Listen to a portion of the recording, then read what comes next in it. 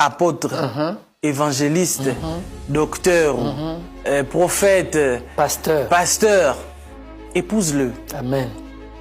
Si tu es un homme aussi et que Dieu t'avait parlé en te disant que tu épouseras une servante de Dieu, si cette servante de Dieu arrive sur ton chemin, épouse-la. Amen.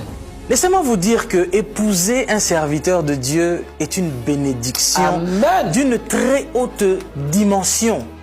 Quand tu épouses une servante de Dieu ou un homme de Dieu, tu viens même modifier même le calendrier spirituel de ta vie et de ta famille. C'est vrai. Tu changes même la généalogie de ta postérité. Amen. Parce que lorsque Dieu rencontre Abraham, il lui dit que je bénirai ta postérité. Tous ceux qui vont sortir de tes entrailles, ils seront bénis.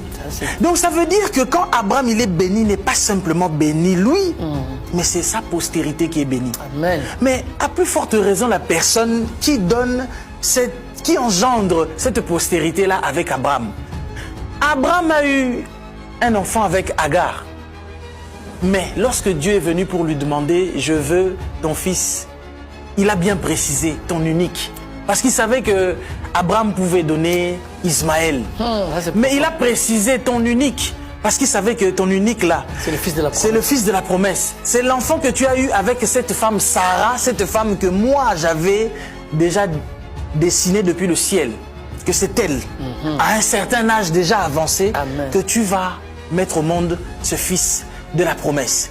Excusez-moi, mais quand vous faites entrer un homme de Dieu dans une famille, il ramène une lampe. Amen. Dans votre famille. Un homme, quand il est roi et qu'il épouse une femme, il fait d'elle une reine. Un homme, lorsqu'il est président, quand on voit sa femme, on dit la première dame. Première dame. N'est-ce pas? Mais quand une reine épouse un homme, cet homme-là ne devient pas un roi. Juste un prince. Il reste un prince. Au mieux.